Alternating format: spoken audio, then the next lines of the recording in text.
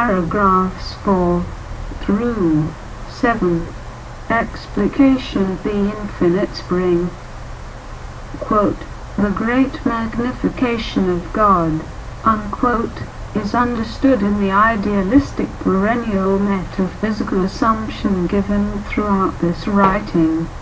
The idea of non-emanation, or pure idealism, can be understood as the reason why man's belief in God magnifies God. Pure idealism explained in this writing, we believe, will magnify our understanding of God, which will clarify institutional religions. Quote, "And man," unquote, means where God is magnified, necessarily so is man, because man is in the mind of God. The name Erdanos is reference to the river of Amber. It is also a reference to the flood of free knowledge encircling the earth. Amber is known as the tears of the sun. Tears of the sun is a reference to the mystic, weeping with greatest joy. The term "the great work" is the mystical initiation of everyone into a state of liberty and self-mastery that is totally absent of confusions caused by fearful and ignorant men and their institutions. The reference to the great sea above denotes the area in the zodiac where all the water signs are located. Pegasus and Aquarius reside there.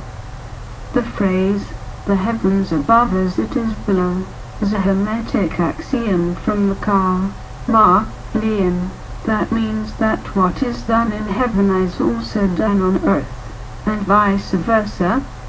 The attribute named the infinite perfection refers to God, or more accurately, the question that asks what is a God.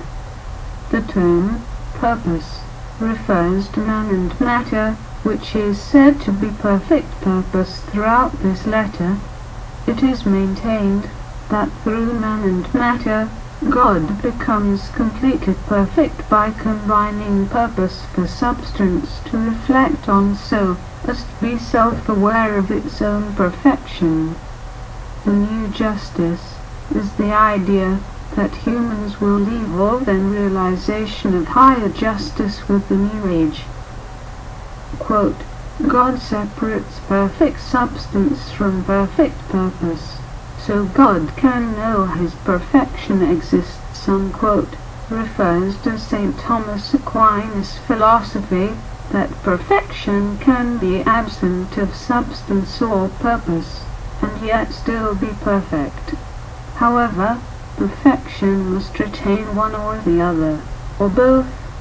So, perfection has three necessary qualities: substance, having all its parts, and that which none can be better, but could have a fourth quality, perfect in purpose.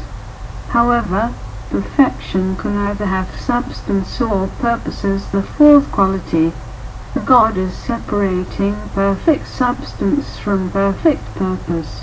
Man, so that man can serve as an opposite reflection to the perfect mind/substance of God. Purpose, or man, is still remaining in the mind of God.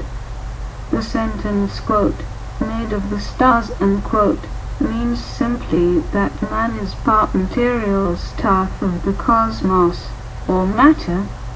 The term "awaken" means that the idea of perfection being separated into four parts, yet still in one mind of God, is a mystical and philosophical understanding, and therefore mankind must awaken to it. The term "the orthodox one to come" is merely referring to the end of duality, where humans will develop a master within instead of being slave to the institutions of emanation theory.